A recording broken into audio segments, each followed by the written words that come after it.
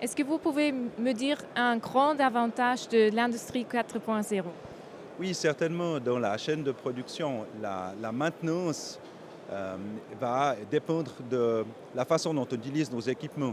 Aujourd'hui, une voiture, on ne l'amène plus au service tous les 5000 km pour faire un changement d'huile. Ça va dépendre de la façon dont on se comporte avec ce véhicule. C'est pareil pour la production industrielle. Nous-mêmes, dans notre usine de production, nous avons maintenant une maintenance variable. On va pronostiquer la création de pièces de rechange pour avoir un stock, pour faire des maintenances préventives. Le but, c'est évidemment en équipant les machines de capteurs, en mettant ensemble les données reçues par ces capteurs, de tirer des évolutions sur l'état de ma machine et d'éviter ainsi une casse, une interruption de la production par une maintenance préventive au moment adéquat, par exemple au moment où je fais un changement de produit.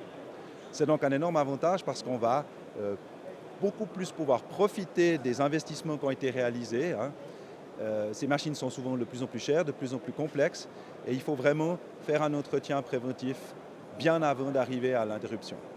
Toute PME qui dit, par exemple, dans une période de demande intense, doit travailler en 2 équipes ou en 3 équipes, va devoir mettre un peu plus de pression sur ses équipements, et peut-être qu'à ce moment-là, la machine lui proposera elle-même de faire un entretien préventif plus tôt, afin que justement ce supplément de travail, ce supplément de charge sur la machine ne conduise pas à une casse. Et là aussi, elle aura une indication, disant voilà, j'ai travaillé en 3 équipes, ma machine a vieilli un peu plus vite, il faut faire une maintenance. Vous-même, vous avez une production en Suisse. Oui, dans notre site, nous avons 3 métiers principaux, de l'injection de matière plastique, de l'étampage, évidemment l'assemblage automatique de nos produits. La grande compétence qu'on a en Suisse avec des mécaniciens, des spécialistes en opérateurs de machines automatisées, tous ces gens qui ont reçu une très bonne formation, nous permet d'avoir la bonne personne qui prendra la bonne décision au bon moment, par exemple sur des éléments de qualité. Également, on a un rôle de formateur quand on a besoin de 500 personnes.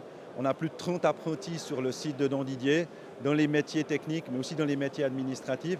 Et ces gens-là nous amènent aussi une jeunesse, une critique par rapport à la façon de voir le management des nouvelles générations qui vont diriger les entreprises de demain.